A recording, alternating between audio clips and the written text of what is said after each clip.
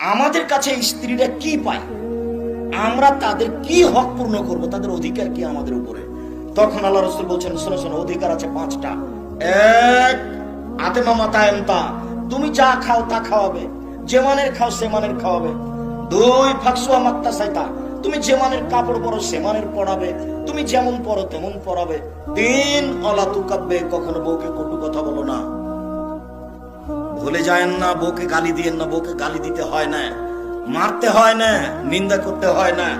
হলেও কখনো বলবেন না তোমার ঠোঁটটা মোটা। একবার ঠোঁট মোটা বললে 10 বছর আপনাকে ভালোবাসতে পারবে না।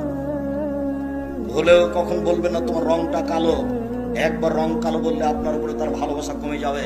দিন রাত খালি প্রশংসা করবেন, বলবেন তোমার মতো সুন্দরী করে নারী দেখি না, তাহলে সারা রাত পাটি বেঁধার জন্য প্রস্তুত আছে।